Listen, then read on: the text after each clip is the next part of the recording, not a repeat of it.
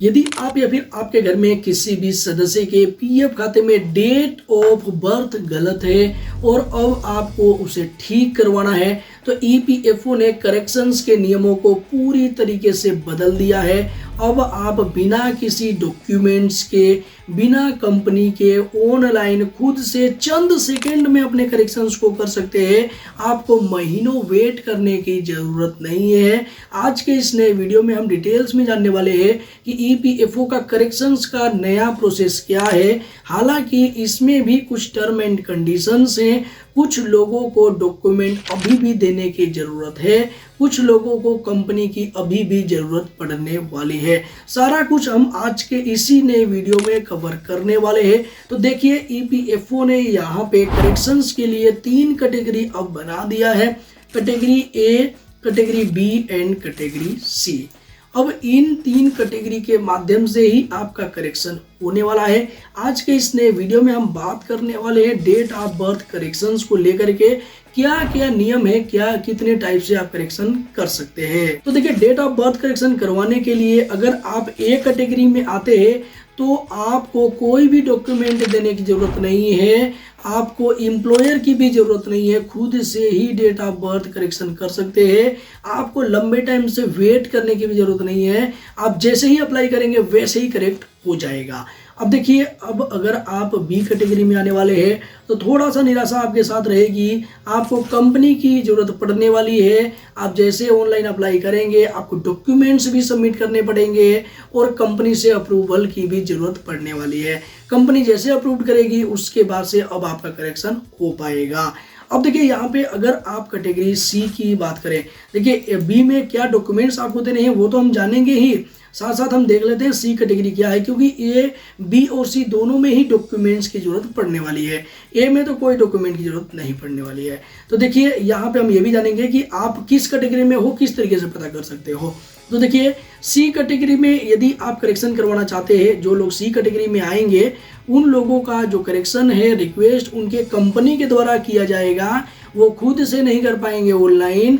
और उसके बाद से उनकी जो रिक्वेस्ट है पीएफ ऑफिस के 2 अधिकारियों के द्वारा वेरीफाई किए जाएंगे, उसके बाद ही इनका करेक्शन होने वाला है।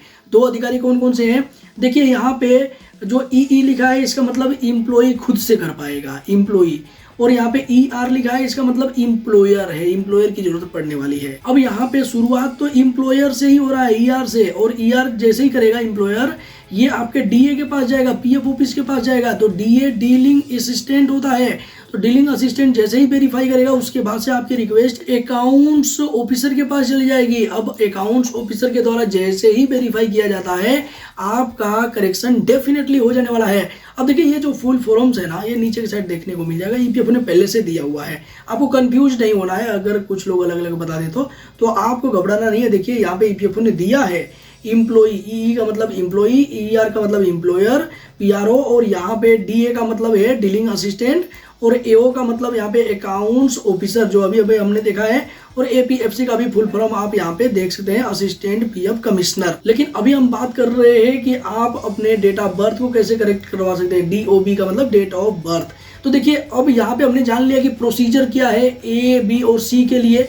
अब देखिए, आप किस कैटेगरी में आ रहे हैं, किस तरीके से पता करेंगे। तो देखिए, ए कैटेगरी में वो सभी लोग आएंगे जिन लोगों का रजिस्ट्रेशन, मेंबर रजिस्ट्रेशन 1 अक्टूबर 2017 के बाद हुआ है, क्योंकि ईपीएफओ ने आपके कंपनी के पोर्टल पे, एम्प्लॉयर पोर्टल पे एक बहुत ही बड़ा अपडेट कर दिया था कि अब जो भी नए मेंबर का रजिस्ट्रेशन होगा वो आधार बेस पे ही होने वाला है। और चूंकि आधार बेस पे पहले से आपका रजिस्ट्रेशन हुआ है इसलिए आप ए कैटेगरी में आने वाले हैं। अब काफ़ी लोगों का कमेंट होगा कि भैया अगर कोई भी मेंबर है उसका रजिस्ट्रेशन ही आधार कार्ड के हिसाब से हुआ है तो उसका करेक्शन की क्या जरूरत पड़ने वाली है। तो देखिए, अगर आप किसी और का करेक्शन कर रहे हैं ना तो उन मेंबर से आप पूछना कि जब उनका रजिस्ट्रेशन हुआ था ना उस टाइम उनके आधार कार्ड में कुछ और डिटेल था और बाद में उन्होंने अपडेट करवाया है, करेक्ट करवाया है, इस वजह से उनको करेक्शन की जरूरत पड़ने वाली है। तो देखिए, आपको फिर भी टेंशन नहीं लेना है, क्योंकि अगर आप का जो डिटेल है वो ए कैटेगरी में आता है तो आप जैसे ही अप्लाई करेंगे तो आपका तुरंत के तुरंत हो जाने वाला है,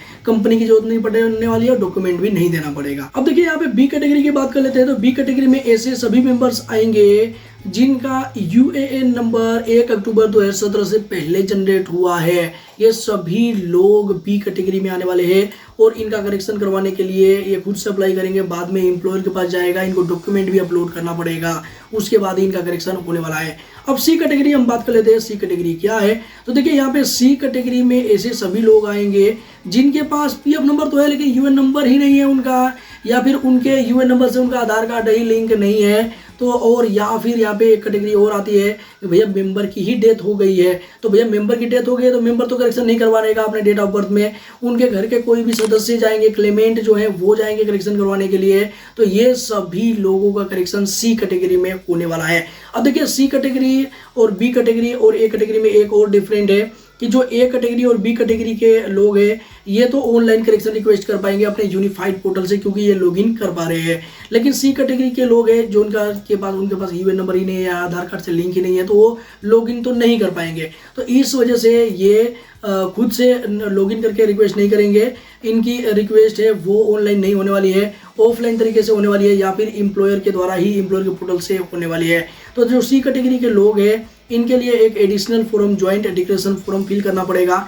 देखिए यहाँ पे जब ईपीएफओ ने अपडेट किया था तभी हमने बता दिया था एक जनरल वीडियो बना करके, उसमें सारे करेक्शंस के बारे में बात किया था, ईपीएफओ ने क्या कुछ चेंज किया है। लेकिन ये जो डेडिकेटेड वीडियो है वो डेट ऑफ बर्थ करेक्शन को लेकर के है। तो देखिए यहाँ पे जो सी कैटेगरी के लोग हैं उनको एक ज्वाइंट डिक्लेरेशन फॉर्म भरना पड़ेगा, जो कि नया फॉर्मेट है, लेटेस्ट फॉर्मेट है। इसमें इनका चूंकि डेट ऑफ बर्थ गलत है, दूसरे नंबर पे देख सकते हैं ये, तो इनका जो भी गलत डेट ऑफ बर्थ है वो यहाँ पे लिखना है, सही वाला यहाँ पे लिखना है, गलत नहीं पता तो यहाँ पे छोड़ देना है, लेकिन सही वाला आपको लिखना है और इसे फिल करवा लेना है। ज्वाइंट डिक्लेरेशन फॉर्म कहाँ से मिलेगा, किस तरीके से फिल करना है, इस पे हमने डेडिकेटेड वीडियो पहले से बनाया हुआ है, वो वीडियो आप चेकआउट कर सकते हैं, क्योंकि बार बार हम एक ही वीडियो में बात करेंगे तो वीडियो लेंथी हो जाएगी।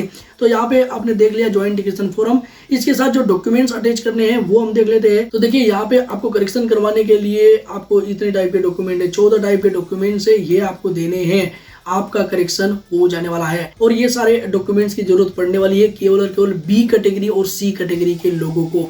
अगर आप बी कैटेगरी में आते हैं तो इन सभी डॉक्यूमेंट्स में से जो भी डॉक्यूमेंट्स आपके पास है अवेलेबल, वो डॉक्यूमेंट ऑनलाइन आपको अपलोड कर देना है, 2 डॉक्यूमेंट्स कम से कम अपलोड करना है, उसके बाद से करेक्शन हो जाने वाला है। और अगर आप सी कैटेगरी में आते हैं तो भैया ऑनलाइन तो नहीं करने वाले हैं, तो आपको ये डॉक्यूमेंट्स अपने कंपनी को जमा कराना है। अब कुछ लोगों के कमेंट्स हो सकते हैं कि भाई हमारे पास तो कंपनी ही नहीं है, अब हमको करेक्शन कैसे करवाना है। तो देखिए इसका भी प्रोसीजर है और लेटेस्ट प्रोसेस के साथ हमने वीडियो बना दिया है, चैनल पर अपलोड कर दिया है, वो वीडियो आप चेकआउट कर सकते हैं। कंपनी के अलावा कुछ अधिकारी ऐसे हैं ईपीएफओ ने डिफाइन करे हैं, वो उन अधिकारियों से आपको साइन करवा करके डायरेक्टली आपके पीएफ ऑफिस पे ज्वाइंट डिक्लेरेशन फॉर्म जमा कर देना है, आपका करेक्शन हो जाने वाला है। इसी मेथड से करेक्शन होगा, आपका जो पीएफ ऑफिसर है वो वेरीफाई करेगा और जो देखिए 2 ऑफिसर हैं वो वेरीफाई करेंगे, यहाँ पे जो बताए गए हैं जो कि डीलिंग असिस्टेंट और अकाउंट ऑफिसर्स जो है वो वेरीफाई करेंगे और आपका जो करेक्शन है वो हो जाने वाला है। आई होप कि इस वीडियो से आपको काफी ज्यादा हेल्प मिला होगा। इस वीडियो के माध्यम से आप और क्या क्या जानना चाहते थे जो कि हमने इस वीडियो में कवर नहीं किया हुआ है, वो नीचे कमेंट बॉक्स में कमेंट करके बता सकते हैं। इस वीडियो को आप अपने दोस्त मित्रों के साथ फ्री ऑफ कॉस्ट किसी भी प्लेटफॉर्म पर शेयर कर सकते हैं, जिससे कि उनकी भी सहायता हो सकती है। इसी के साथ मिलते हैं किसी नेक्स्ट इन्फॉर्मेटिव वीडियो में, तब तक के लिए जय हिंद, जय भारत, वंदे मातरम।